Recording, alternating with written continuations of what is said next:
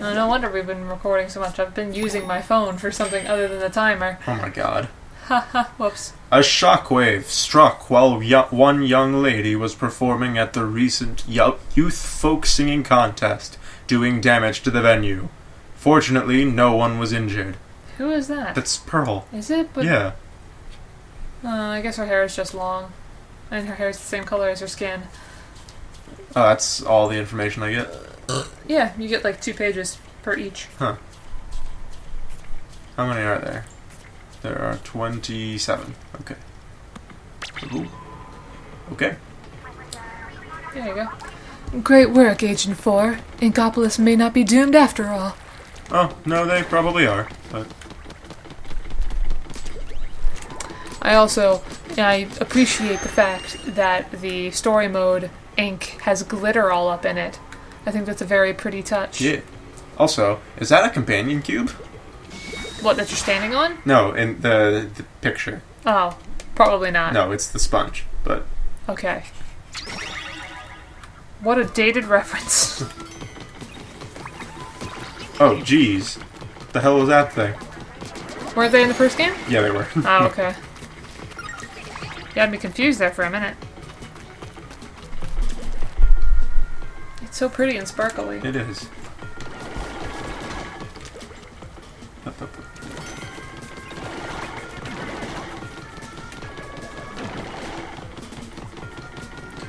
Let me actually open up my fucking timer this time. I'm like a minute or 2 late, but whatever.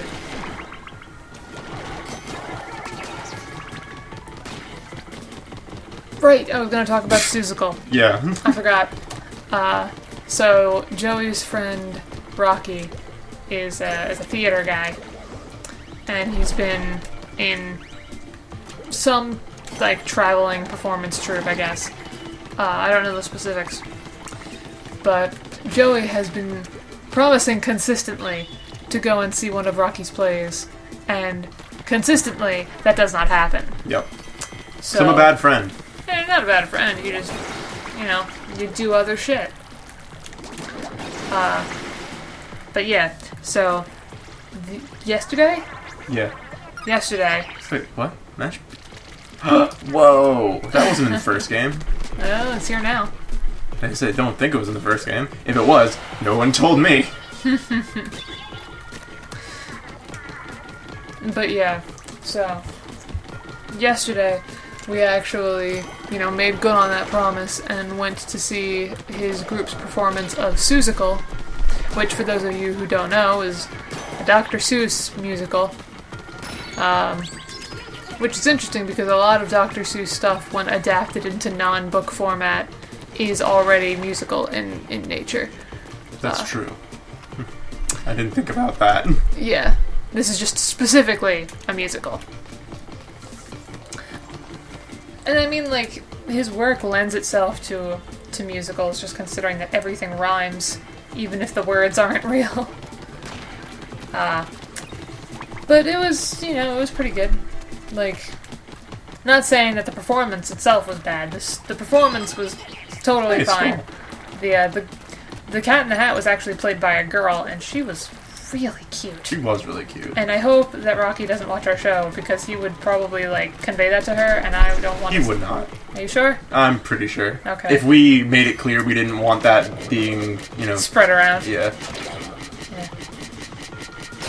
What the hell? I didn't die. I just lost the armor. She was super fucking cute, though.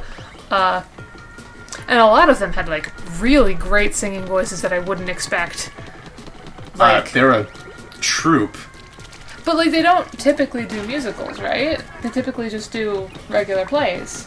I think they do musicals fairly often. Really? The last thing that Rocky did was a musical. Well, I mean, I'm not saying I was expecting them to have bad voices or anything like that. I'm saying that, there were a couple of them whose voices were, just startlingly awesome. The girl who was playing Sour Kangaroo. My god. She had a really good voice. Yeah, my god. As Frank Reynolds would say, you have a great set on you. But Pipes. wait, when does he say that? It's in the Sha Dynasty episode. Oh, yeah.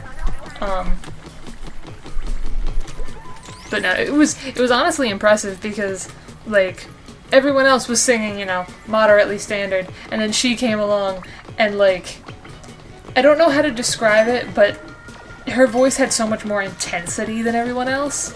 And maybe because she was playing, like, a mean character. I don't know, she was great.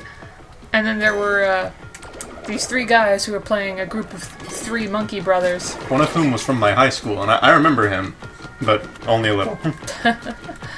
I liked all of them. Probably more than I should have, considering that they were assholes. Yeah, everything in that musical is their fault. Yeah. Like, or everything that goes wrong is their fault. No, everything that goes wrong, like... Well, strictly speaking, it's the Cat in the Hat's fault. Yeah, the cat is a fucking asshole. In every goddamn incarnation, the cat is a fucking dick. Like, he just fucks shit up and just enjoys watching it. He's like Willy Wonka, you know? He is. All of the human suffering going on around him is just no big deal. He just loves it. He relishes that shit. And everybody who, like, watches Willy Wonka and the Chocolate Factory, they're all just like, oh my god, he killed those kids. Like, what the fuck, he's a messed up man. Nobody gives that treatment to Cat in the Hat. The furries get away with everything. But, Fuck, I didn't get all of them. it was surprisingly dark. I don't know a whole lot about Dr. Seuss, admittedly. I've seen both movie versions of the Lorax. I've seen the Michael Myers movie version of... Mike Myers. You know what? Mike is short for Michael, so just fuck off, okay? Their names are the same. It's not my fault. This is Mike Myers. This is the Michael Myers Halloween mask. We saw Baby Driver. Yes. See Baby Driver. We'll talk about that later. That's another story. Let me finish Seussical first. I've seen the Mike Myers adaptation of The Cat in the Hat, which I unabashedly really enjoy. Like, I'm not even going to pretend. Like, I know everybody's just like, oh, that's a bad movie, but fuck them. I love that movie. If you say that's a bad movie, we'll kill you. We'll kill you and make it look like a bloody accident. Exactly. I will say, it is definitely a weird adaptation of The Cat in the Hat, but, like, you know, people talk shit about the Lorax, too, and I also love that movie, unabashedly.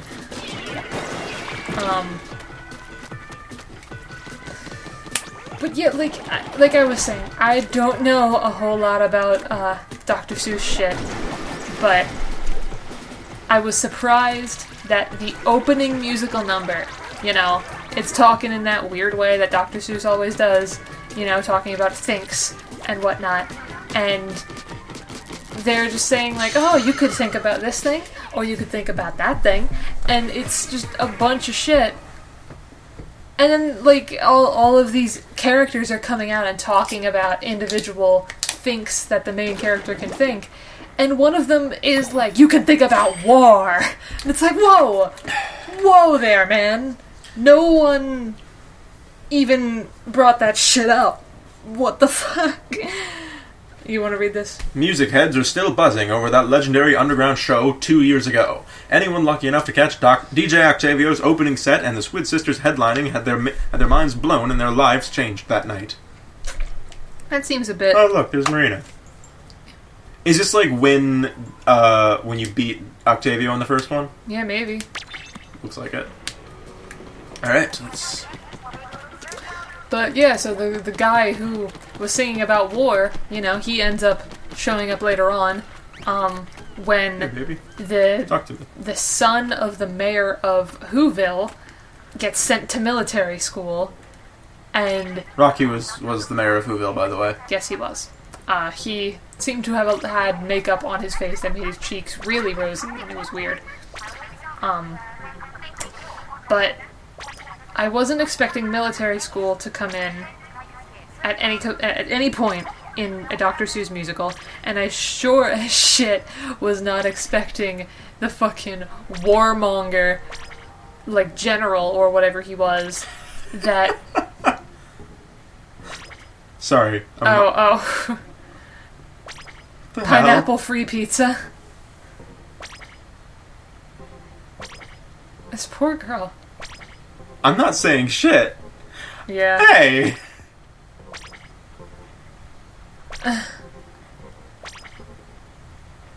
Okay. Anyway, so those float away if you don't get them in time. Okay, I guess I told you a little too late. But does it come back? you have to leave. You have to go to a stage. You'll be fine. Yeah. But it, like I was saying, I definitely wasn't fucking expecting the warmonger general to not only, Exist. to not only exist and Oh, oops. and be there at all, but to actually start a war. And, like, they don't explicitly say, we're gonna kill these motherfuckers. But, like, that's what a war's about. Yeah. There's really not many other ways to take what they were talking about. Yeah, like, I mean, it was a war over something silly. Like, obviously, because it's Dr. Seuss, and you can't be like, oh, it's the Palestinian conflict. But, like, it was a war over whether people eat their toast with the butter side up or the butter side down. And admittedly... I feel like there should be something here. This feels... there's one balloon that every time you pop it, another one shows up someplace else. Oh. One of them's up there. Okay. Yeah, and Is it admittedly, this one?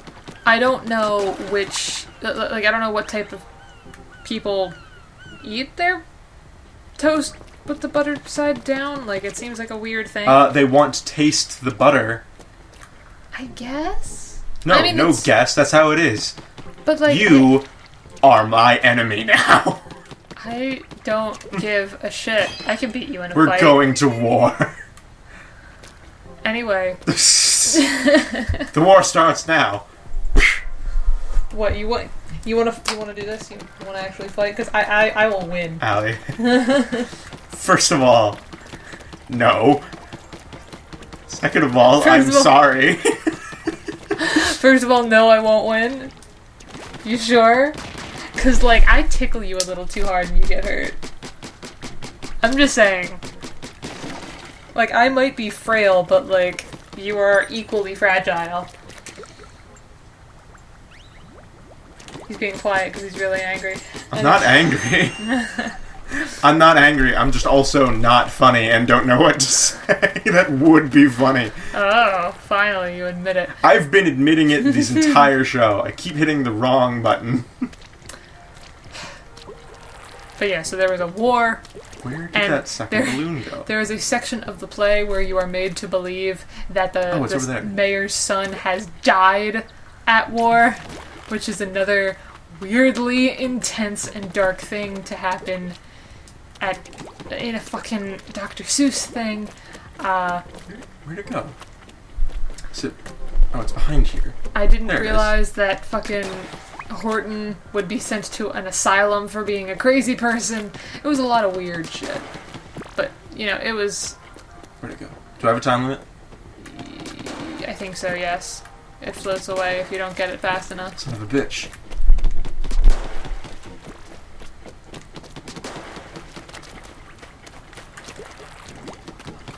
I would swim up. Come on. Go, go, go, go, go, go. There you go. No! Well, I lost it. There's no way I catch it now. I think that it respawns. Oh, yep. There you go. I guess what I should have... I guess instead of having to leave, you can also just die. The other one didn't come back. Oh, really? Yeah. Okay. This one just seems more forgiving. Yeah, maybe. Oh no.